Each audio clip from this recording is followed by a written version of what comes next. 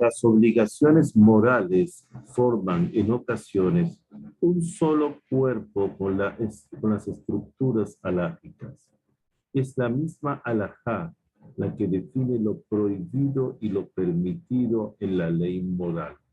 Por ejemplo, está dicho en el Tratado de Baba Batra 21 Bet, que en el caso de competitividad entre profesores de niños, no existe el argumento de invasión a la profesión establecida.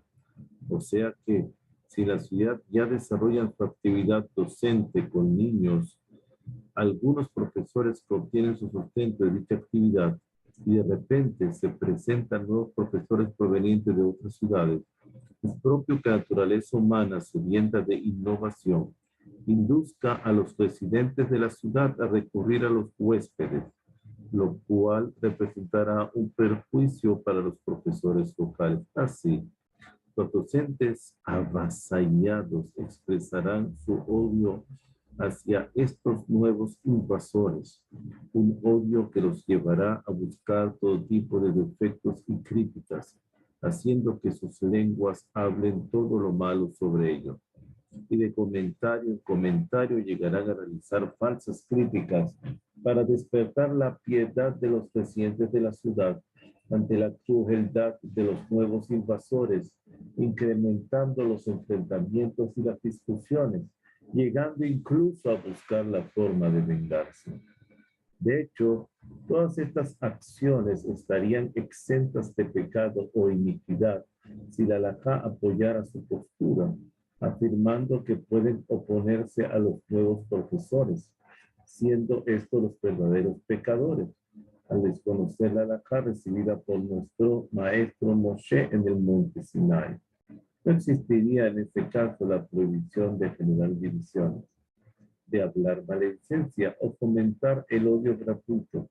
Por el contrario, trataría esto de un enfrentamiento virtuoso dirigido a otorgarle a la ley su verdadera dimensión. Sin embargo, ahora que la halajá establece que la envidia entre los estudiosos incrementa el saber, y este principio se halla por encima de las necesidades individuales, los nuevos profesores están actuando según la halajá, y quienes se les oponen están vertiendo sangre inocente, y al odiarlos en su corazón transgreden la prohibición de no odiarás a tu hermano en tu corazón. Y si hablan mal de ellos, infringen la prohibición de la shonará, maledicencia. Y si propician enfrentamientos colectivos, violan la transgresión de no serás como Korah y su congregación. Al vengarse de ellos y evitar beneficiarlos, se reniega de la prohibición de no te vengarás. Por lo tanto, al haber afirmado Rab Una en el tratado de Baba Batra, arriba citado, que ya lo hemos dicho, que los profesores de niños no pueden oponerse a los nuevos docentes, incluyen dicha halajá muchas leyes morales que son producto de esa misma halajá. Entre las obligaciones morales que debe la persona tratar de asumir para sí, se halla un principio de gran alcance. En cada ocasión en que la persona se enfrente con el prójimo, debe sopesar minuciosamente la halajá a fin de determinar quién es la víctima y quién es el victimario. Pues el estudio de la ética nos concede amor por el perseguido y odio consumado por el victimario. Empero, qué tremendo tropiezo y qué gran iniquidad supone el convertir la víctima en victimario y viceversa. Y para determinar la verdad en cada caso no existe otra posibilidad que recurrir a las obras de los intérpretes de la Torá, de la halajá, que nos transmitieron nuestros sabios de bendita memoria.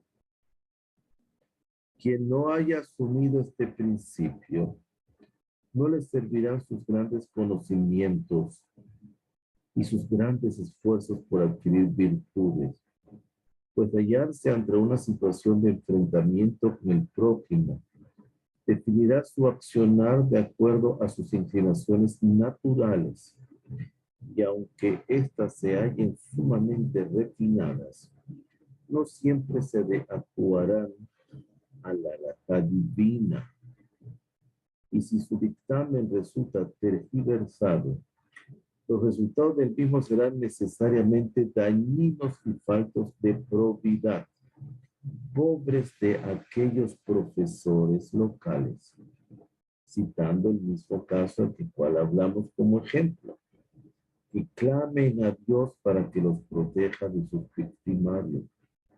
De los cielos un eco celestial proclamaría, pobres de aquellos que actúan como Zimri y reclaman la recompensa de Pinjas, pues tú mismo eres el victimario. Tú eres quien no acepta los postulados de la Torah que he escrito, dice Dios, en lo que dice que los profesores no pueden oponerse a otros nuevos que se presenten. La mala inclinación del Yetzer Hara se impone con mayor fuerza en la persona cuando el pecado no es evidente y requiere de análisis, pues la capacidad del ser humano para rechazar la corrupción implícita en su corazón, que sirve de ayuda para aquel que desea buscar el bien y se halla en un permanente enfrentamiento contra los placeres y ambiciones físicas, se halla sofocada e incapaz de denigrar los resultados corruptos que surgen de un juicio distorsionado, pues el sentimiento no puede evaluar la halajá, y ese sentimiento equívoco no le permite percibir el error. Por ello, no es de asombrar que ciertos individuos que han alcanzado un estado de superación en algunas de sus características personales, otros rasgos, y ante determinada situación en la que se hayan enfrentado seriamente con otra persona, si no recurren a la voz de la autoridad rabínica y no tratan de dilucidar la halajá, se aferrarán a esa pugna y al enfrentamiento, haciendo desaparecer en un momento todo su delicado comportamiento anterior. Las herramientas que nos permiten someternos a los dictados de la ley son básicamente dos. La costumbre es uno de ellos y el estudio es el otro. Como es evidente, la fe por sí sola no es suficiente para limitar a la persona ante el pecado, pues la persona se halla inmersa en sus inclinaciones naturales. Por lo tanto, para alcanzar la perfección y hacer que sus acciones no contradigan su fe, requiere del desarrollo del hábito y de mucho estudio.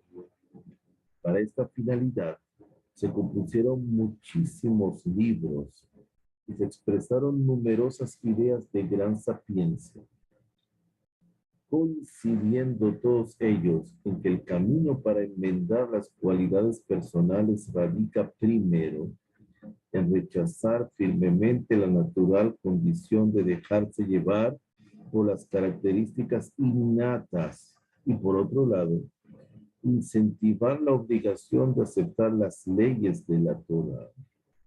Y el grave pecado que supone rebelarse contra los dictámenes del Eterno bendito es el reconocimiento de la obligación, rechazar el mal y la conciencia del deber de aferrarse al bien según la Torah. Ambos conducen a la persona por el camino del bien y le permiten su permanencia en este. Sin embargo, solo podremos enmendar nuestras emociones adoptando un accionar apropiado, forzándolo por medio de nuestra disposición a ello. Y así, al perseverar en las buenas acciones, las cuales se materializan tras una dura batalla interior contra las inclinaciones naturales, se convertirán esas malas inclinaciones en virtudes. De esa forma, la persona irá adquiriendo la virtud por medio de una conducta apropiada, sometiendo paulatinamente los deseos físicos y las inclinaciones naturales, guiándose por su mente y por las obligaciones impuestas en la Torah. Así, se irá acostumbrando al bien hasta incorporarlo natural e instintivamente, siendo este el hábito, el camino correcto para adquirir la virtud.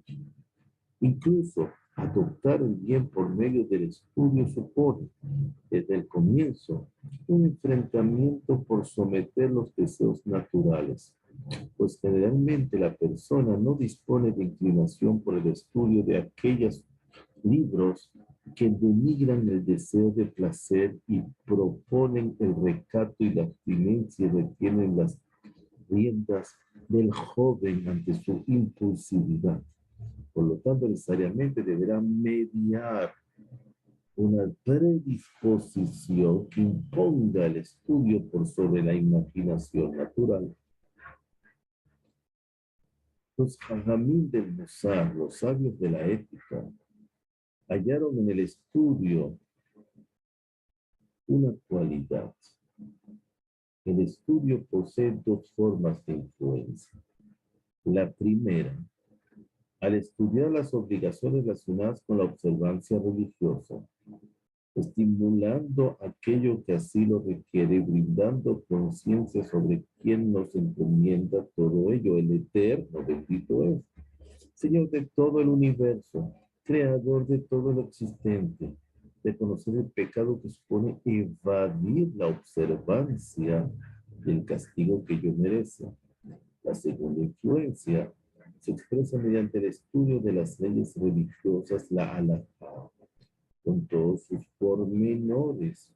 El estudio de la Torah posee la propiedad de purificar el alma, de elevarla, de dignificarla, insuflando un placentero sentimiento de pureza y santidad, implantando profundamente el repudio por los placeres físicos y banales.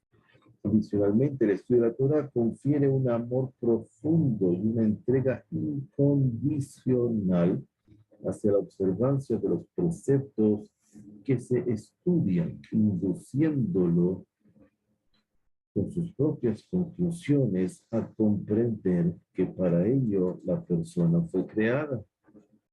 Y aunque la investigación escrupulosa de la halajá transmite un amor especial por dicha halajá, incrementa asimismo un amor en general por todas las leyes de la Torah, pues compenetrarse emocionalmente con los detalles halágicos requiere de esfuerzo, ya que esto no se desarrolla naturalmente, pues existen cosas que el análisis superficial rechaza. Por ejemplo, aceptar que sacudir la ropa en Shabbat implica una prohibición de la Torah, en tanto que cortar maderas es solo una prohibición rabínica, etc. O asumir, por ejemplo, que los objetos que le fueron vendidos al no judío en víspera de Pesach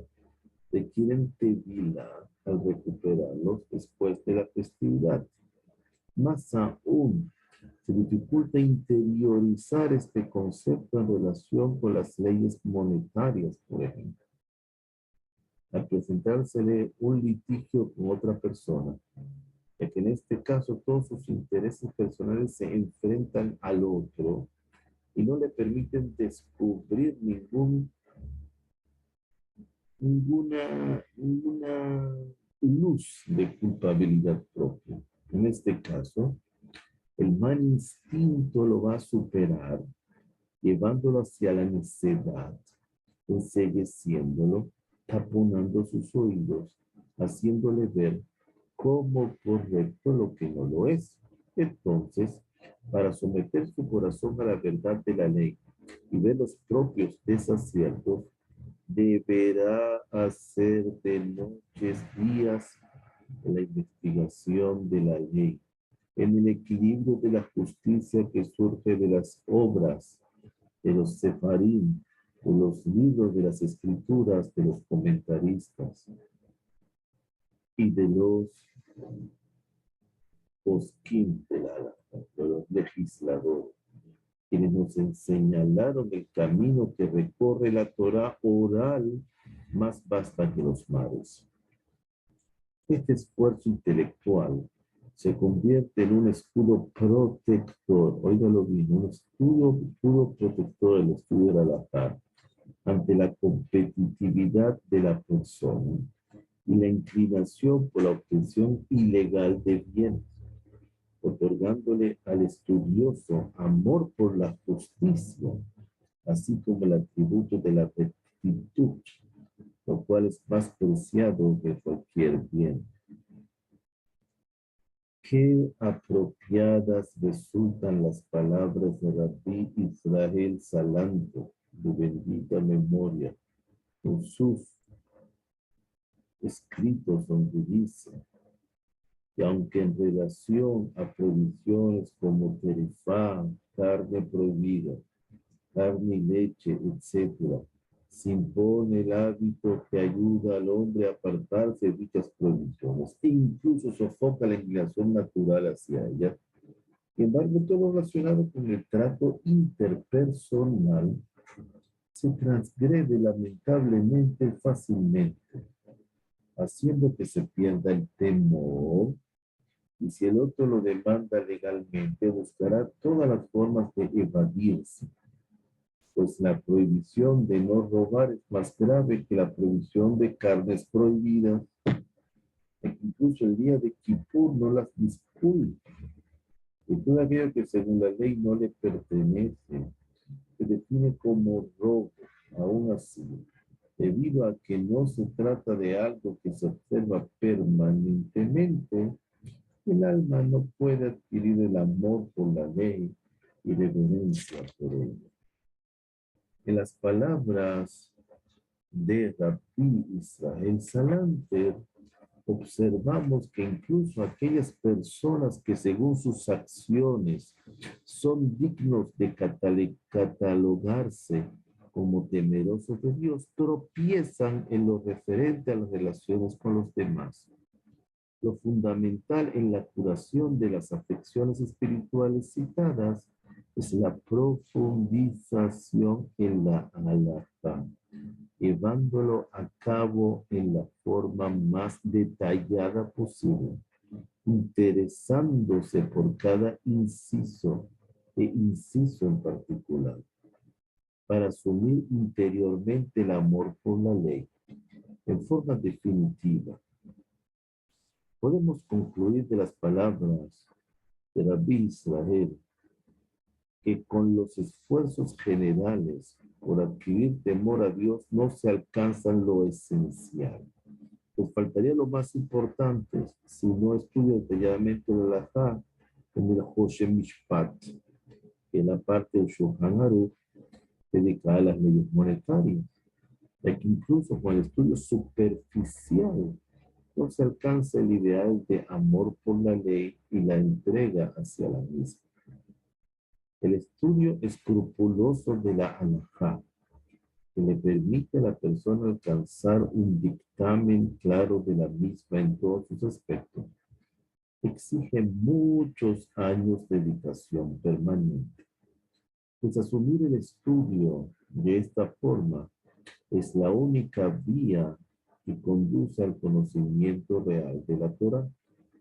Y sobre ello se expresaron nuestros sabios de bendita memoria diciendo: no es posible lograr el conocimiento con el estudio vago y carente de esfuerzo. Asimismo, afirmaron que la Torá se adquiere por medio de 48 características. Esto lo vemos en el Perec sexto, capítulo 6 del Pirkei Avot, todas las cuales están dirigidas a evitar la rutina, evitar las costumbres personales y así elevarse hacia la perfección, logrando que las inclinaciones personales no le dificulten su entrega y su gran esfuerzo intelectual, y no dará sueño a sus ojos y descanso a sus párpados.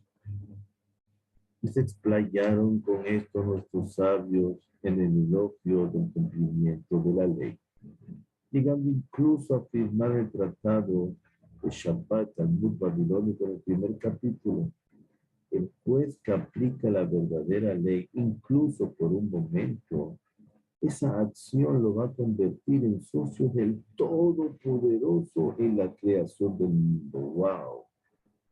Pues en la ley radica la existencia del mundo, como se afirma en el tratado de Avot, en el primer capítulo. Sobre tres cosas el mundo se sostiene: sobre la ley, la justicia y la paz. Y refiere el Tur de José Mishpat, capítulo siguiente. Esta es la intención implícita de nuestros sabios en la anterior afirmación de Talmud. El juez que aplica la verdadera ley se convierte en socio del Todopoderoso en la creación del universo, pues el Santo bendito es, creó el mundo para que exista. Sin embargo, los malvados que roban y extorsionan lo destruyen con sus acciones, como ocurrió con la generación del diluvio, cuya condena definitiva se dictaminó por el robo que cometían, resultando que el juez que somete el brazo elevado de los malvados, rescatando de sus manos lo que hayan arrebatado para usarlo a sus sueños, mantiene el mundo y ayuda a materializar la voluntad del Santo bendito es.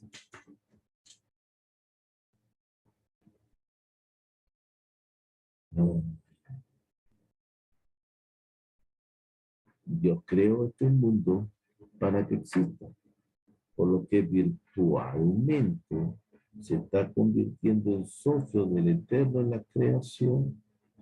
El mismo patriarca Abraham no fue reconocido por el Eterno y denominado como su amado, sino por haberse encaminado en la senda de la ley y haber conducido en ella a su descendencia. Incluso nuestro maestro Moshe Rabbeinu, señor de todos los profetas, asumió la sugerencia de Yitro, su suegro, en lo referente a la designación de jueces que administren justicia en el pueblo de Israel, y el mismo Eterno ratificó dicha acción. Asimismo, Yehoshua Pino, tras pactar una alianza con el pueblo de Israel, concluyó sus palabras con justicia, pues así está escrito: y pactó Yehoshua una alianza que envía con el pueblo, colocándole ley y justicia en Shechem. Pues la justicia es uno de los grandes fundamentos en el servicio a Dios. Justamente nuestro maestro, el autor del Tur, incluyó estas palabras como introducción a las leyes de Hoshen Mishpat, que son la legislación civil, para enseñar que la definición de robo y extorsión no se obtiene por el consenso sobre una determinada acción entre la persona, sino exclusivamente por las leyes de la Torá. Y todo aquello que se oponga a la legislación divina es considerado robo. Entonces, la opinión pública no lo acepta de esa forma desde el punto de vista emocional. Y toda acción ceñida a la ley divina se considera una confirmación de la justicia. incluso si se opone a la opinión pública. Cuando escribe Rabbi Israel Salanter, de bendita memoria, que dice que todo aquello que no le corresponde a la persona es considerado robo según la legislación de la Torah. No solo objeto, también acción, también una idea. Baruch Shem Leolam. Amén.